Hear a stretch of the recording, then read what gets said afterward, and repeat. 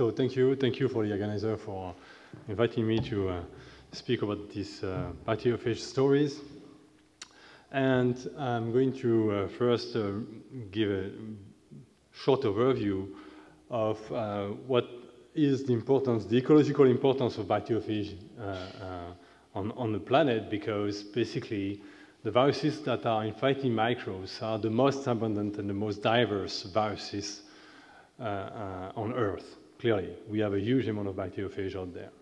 And in this cartoon, when you see a lot of different morphologies of bacteriophages, most of those that have been described so far belong to this family of Collovirales. So due to the fact that viruses are everywhere, they basically kill a vast amount of hosts. That drives renewal of the population, and this ends up with evolution. So viruses are really driving the evolution of bacterial population on a very large scale. Briefly is a summary here of the two main bacteriophages that have been described so far in the literature. That is the temperate bacteriophage that I've been just introduced to you with a lysogenic pathway that actually allow the phage to store the genetic material in the chromosome of the bacteria and eventually excise and produce new progeny. And the second type of bacteriophage that is the most abundant so far is the virulent bacteriophage. Those that are using a lytic pathway, they actually recognize the host, hijack the host metabolism to produce new progenies, and they release the new progenies in the environment most of the time by killing the bacteria. So they are really killing a lot of hosts by doing this process. One very important point about bacteriophage is their specificity. So this is illustrated here, where you have 8 different bacteriophages that have been isolated using this particular strain of Pseudomonas aeruginosa. And if you test the same 8 phages against 4 different clinical isolates of Pseudomonas aeruginosa, you can realize that 2 of them are completely resistant to the phage. This one is actually sensitive to only 3 out of the 8, and this bacterium is sensitive to all of them, but to a lesser extent than the original host. And this is really important to keep in mind, this very particular specificity. So what about microbiota? Microbiota, we have tons of bacteria there, 10 to 10 plus cells, whatever the number is. You have more or less the same amount of bacteriophage around. So this is the predator and this is the prey from a virus point of view. And the question here is to really understand how these two populations can actually coexist in the gut. And so looking at the literature, what we could find, and those are very recent studies because most of people are getting interested in virome studies only very recently. And so what we can find here is that most of the viruses that you can find from human feces, and this is from very young babies from birth to 24 months, and most of the viruses present in the feces are actually bacteriophages. You found only few eukaryotic viruses. So the most abundant viruses in your gut are the phages. And when you actually put in parallel the bacteria population versus the bacteriophage population, you observe something that is intriguing because you have an inverse correlation between very high diversity and richness of bacteriophages at birth date, and 24 months later, you have a reduced bacteriophage diversity and richness and an increased bacterial diversity and richness. So this is really puzzling because you would expect that since the phage is specific in infecting the bacteria, you should have a direct correlation. If you have a more diverse bacterial population, you should have a more diverse bacteriophage population. And this is not the case, and we have no clue for why this is like this. Another piece of information comes from this paper on which people have been looking at the microbiota and the viral composition on patients that have inflammatory bowel disease. So if we look at the healthy patients, you have a equilibrium between phage and bacteria population. But if you look at these patients, you have another abundance of bacteriophage and diverse bacteriophage, and you have a reduced bacterial diversity again. And this is not explained. The fact that you have more phages is not explained by the change in diversity of bacteria. So the question is, actually, the inflammatory bowel disease is a favorable environment for either virulent bacteriophage replication or prophage induction. The question is still not solved at this point. And another piece of information, very recent from the literature, is a study that has been performed during the fecal microbiota transplantation, on which people have been looking at the viral fraction from the donor into the patient. So looking at the viral population at the patients 7 weeks after the fecal FMT, then you can trace down some viral information directly from the donor.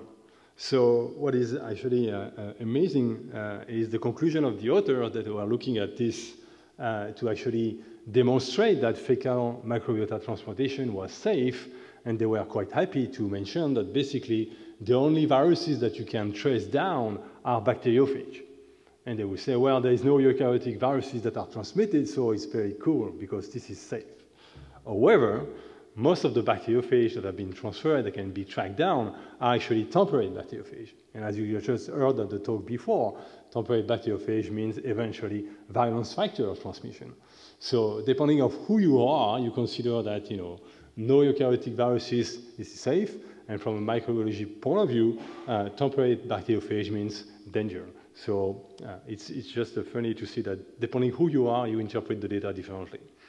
But the very important point here, and with all the other previous studies, is that these studies have exploited only 20% of the information. 80% of the sequences from the virome do not match anything else, anything in the database. So you have a huge amount of information that you cannot really exploit because you don't know if they actually belong to one viruses or another viruses. So this is important to keep in mind. So after this bibliography review, we are left with actually a larger question. What is really going on between these two antagonistic populations in the gut? So our objective in the lab is try to decomplexify, to provide some answer into this dynamic status. So we simplify the problem by looking only a few number of bacteriophages that are actually targeting one bacterium. This is a really simplified way. And of course, it's much easier to work with mice than with human samples. So that's where we simplify at tree level the system. And then we try to answer that question, how the actually virulent bacteriophage interact with the host in the GI tract. So the bacterium we have been targeting so far is E. coli, and for the reason that E. coli is actually both a commensal species and also a pathogenic species, and due to the specificity of bacteriophage infecting subset of strains, we wanted to ask the question whether if we look at bacteriophage infecting only pathogenic but not commensal, what will happen actually on the long-term perspective. So I will talk about 3 different pathogenic strains of E. coli belonging to either adherent invasive, enteroaggregative, or uropathogenic E. coli. And the first step is actually to isolate phage to work with this system. And this is very simply done by looking at phages that are naturally present in the environment. You use classical techniques from 100 years old. We haven't changed the technique, the approach. If you see plaque on a lawn, then you are in a good way to isolate phage. We, of course, characterize this phage. And we, at the end, formulate a cocktail of these bacteriophage, and we test them in vitro for their different activities. And here there is an illustration of 3 individual bacteriophages at 3 different concentrations on the biofilm formed by one of these E. coli strains. And you can see that each of these 3 bacteriophages are actually a different activity, but there is a synergistic effect if you actually use a cocktail of the 3 bacteriophages, and you have a much more drastic effect on this biofilm. Looking at the biofilm on a more realistic condition at the surface of epithelial cells, you see that this strain, which is enteroaggregative, form blocks of bacteria at the surface of the cells. If you incubate these samples with bacteriophage, in a couple of hours, you don't see much bacteria, they are all gone, and you see in few of the bacteria left, a lot of bacteriophages adhering at the surface and being able to infect the bacteria. So now moving to the mice and the in vivo model we developed. The first model we developed here is a model on which you use streptomycin and antibiotics to allow the colonization of the E. coli strain in the mouse gut. And in these particular settings, we gave the strain to the mice during 3 days before to add a single dose of the cocktail of the 3 bacteriophages. So if we compare 2 groups of mice, one that is colonized by the E. coli and that receives the bacteriophage, here in black, versus another group of mice which is not colonized by E. coli, but still receiving the phage, you see that in the red group here, the phage actually do not persist in the E. coli. So if there is no host, the phage will not stay on the mice, on the gut.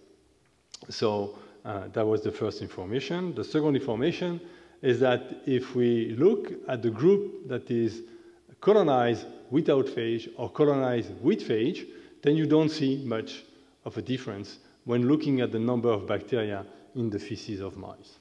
And remind you that this is a single dose of phage given at day 0, and this is an experiment that has been run for 21 days, and we have other experiments in the lab that go up to 2 months. During 2 months, you can actually start up a system, a single dose, and you have a almost endless bacteriophage replication. So as long as you have bacteria around, the phage will replicate and still continue to multiply. And this has been checked and obtained with different strains of E. coli. So if we look now more precisely at what's happening very early in the system when you give the initial dose and looking at just 24 hours, we could see that there is a dose-dependent effect of the phage on the level of E. coli in the gut, where you see that the reduction of the E. coli is proportional to the amount of phage you introduced.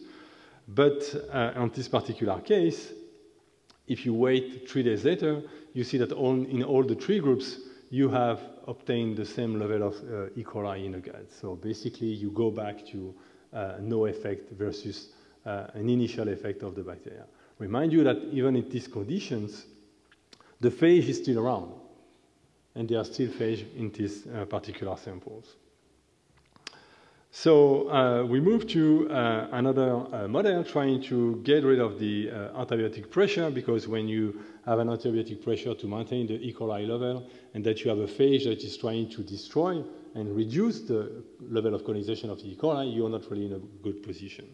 So we developed this new model in which we have 2 different antibiotics treatment together with the introduction of the E. coli strain.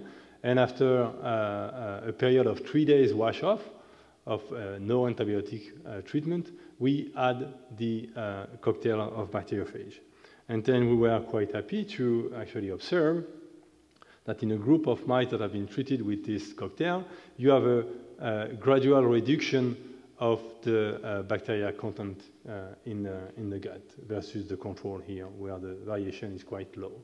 So, and what is even more amazing in this particular experiment is that we introduced at the initial point here only 60,000 PFU. So only 60,000 viruses were actually enough to start the process, and over time the phage replicates at the expense of the bacterial population, and then the bacterial population is decreasing.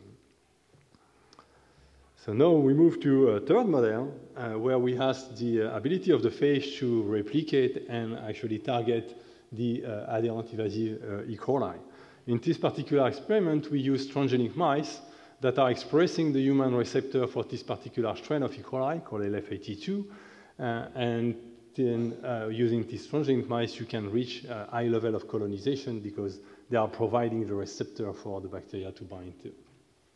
So on these particular settings, what we can find, if we look at the number of bacteria in the feces, you see a reduction also over time during the next 3 days after the introduction of a single dose of the phage one day after the bacteria. And if we look at the bacteriophage population, you see also the same reduction. So there is a parallel reduction of the host and the viruses, and both are going together. So if you have less hosts, you will have less bacteria. So everything is fitting pretty well. So the last piece of experiment on this adherent invasive is actually a strain that is frequently found in Crohn's disease patients. So we wonder if we actually be able to show that by using the phage, you will reduce the level of colonization of this particular bacteria and then reduce the inflammation driven by this E. coli strain. So we come up with this very complicated system on which we were able to monitor the inflammation being increasing at day 10 on this particular scheme, and giving preventive treatment, giving phage at day 8, or a curative treatment, giving the phage at day 10. So when we look at this, we can actually show that indeed both preventive and the curative treatment are able to reduce the disease activity index that we record as inflammation. But the most important data here is this one, which show actually the level of bacteria at day 25. So I remind you, a single dose of the phage at day 8 or day 10, and we look now at more than 2 weeks after. And looking at 2 weeks after, you have a very low level of bacteria. There are still bacteria around, there are still bacteriophage around, but you have a drastic reduction. And this reduction is permanent. So it looks like at this point, actually, we cannot get rid of the whole community of E. coli, but still, this community of E. coli cannot actually regrow because there are probably still around bacteriophages that are keeping that level quite low. So another observation that we did during this different set of experiments is that we observed that actually bacteriophage replication was not uniform through the entire gut. So we performed those experiments to demonstrate this more precisely. We actually took mice that are colonized with E. coli, took the gut sections, and then homogenize the gut sections and add the phage to each of these gut sections. And you can analyze for each individual phage what is the ability of this phage to replicate on the bacterial population coming from these intestinal colonized samples. And you can see, for example, for this particular phage, it does actually replicate very well in the ileum, but it does not really do that in the cecum or in the colon. This one is actually doing well in most of the part. This one is actually one of the worst in terms of ability to replicate in intestinal gut section. So the conclusion is that it's almost like every bacteriophage behaves differently. Okay, so it's adding to the complexity of the situation when you want to interpret exactly what's going on. Now, another piece of information that I already told you quite a bit of time is as long as you have hosts around, if you add the phage, then the phage will still be around infecting the host. And this drives us to ask the question, what will be the long-term consequences of these two actually antagonist population being in contact one to the other? So we try to modelize this observation, try to answer these questions by using a new model of co-colonization on which in each mice we have both strain of E. coli, one that is a commensal strain of E. coli, MG1655, and the other which is the LF82 as a pathogen. So the first observation was, of course, to make sure that we have a stable system that is along the weeks of observation. You can see that the level of colonization of the two strains is quite stable over time. So now we can start to play with the system by adding actually a specific bacteriophage.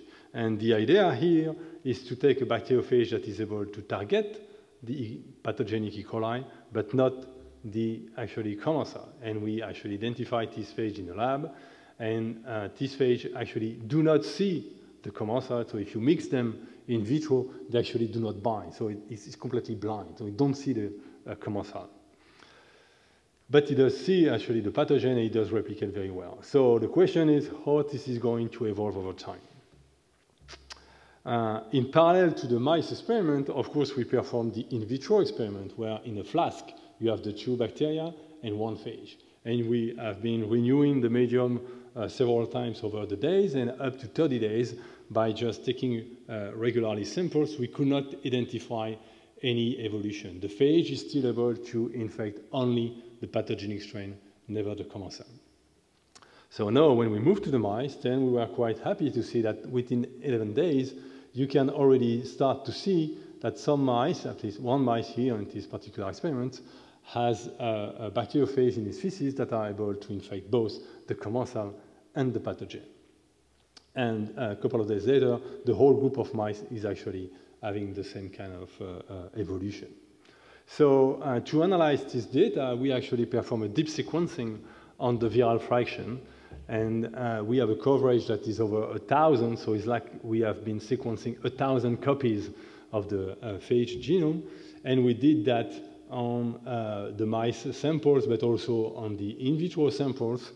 And we were then able to identify mutations that are actually specific to the phage that are evolving in vivo versus the phage that is still evolving in vitro here. So here we couldn't see evolution in terms of jumping to the commensal host, but still the phage is evolving in terms of sequences. So we are now analyzing more in deeper this different mutation to understand what's going on.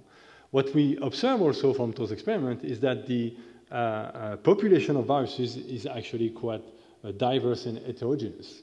And we could find that among these viruses that are now able to infect both strains, some have increased the host range versus the initial phage, and some have reduced the host range. So the evolution is varying all over the place.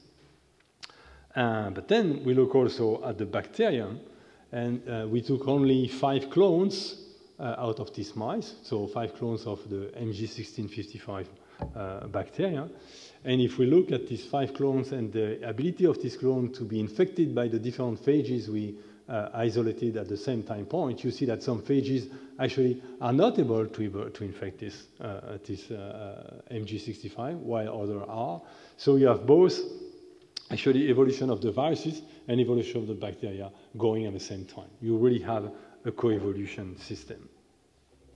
And so the question now to understand how actually the initial phage, which was able to infect only the pathogenic, it is now acquired the ability to infect the commensal, how this jump was actually happening in the mice. And the question we are trying to answer now, so is it a single jump, so just a point mutation giving the possibility for the phage to infect a new host, or is it actually a multiple host jump, that is a phage infecting one bacterium and then another closely related bacterium and then another one, and then another one, and another one, and then after X possibilities, then you acquire the final step to actually infect the commensal MG1655.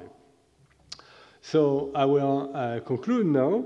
I think that I convinced you that the virulent bacteriophage actually can replicate in a GI tract, and all of your gut now at this point, there are multiple thousands of billions of infections going on, and don't worry, you're safe.